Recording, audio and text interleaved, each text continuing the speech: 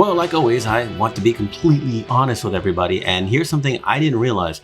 When the new Actions palette came out in the new version of Photoshop, which is not even the most current, this has been out for a little while, I thought that's neat, don't care, and I immediately switched it to Classic Actions, and then I immediately went to my button mode, which I like and I think is fine. However, in going back to the regular Actions, I discovered something very simple that I didn't realize was happening, and I'm sure lots of you know, but it's super useful for using more advanced or complicated actions that do bigger layer stacks.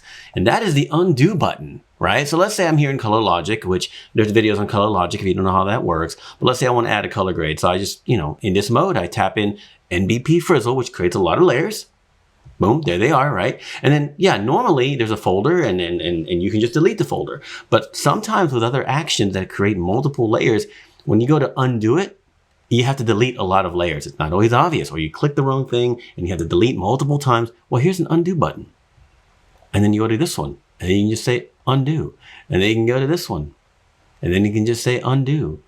And then you can go to this one and you can just say undo as you're looking through colors. And I think that's super useful. And again, I know a lot of you guys probably already know that. I didn't. So I thought, okay, that's cool. Very, very useful. On top of that, even though it has this like progress bar, which I thought was super interesting, let's go to kind of a more complicated action here. How about we go to Skin Texture Pro? I'm going to run it in real time. And as you can see, when I run it, there's a progress bar that shows 0%. I thought that was kind of cool because, yeah, some of my actions take a few seconds to run.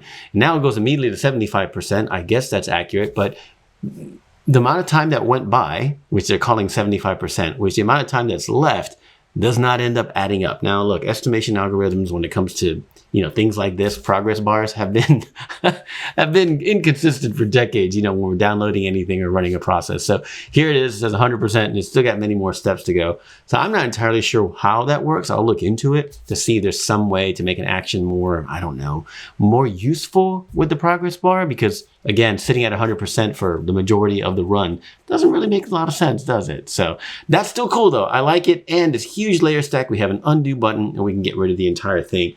That's actually big for me. That's massive. And I know it's massive for a lot of my users because some of these actions do create big stacks, like I said. So anyway, if you didn't know that and you want to make fun of me, please leave a comment below and say, hey, loser, we knew about this for a while. But if that's new to you, check it out. Don't just be stubborn and go back to the classic actions like I did. This new one, pretty sick, I got to say.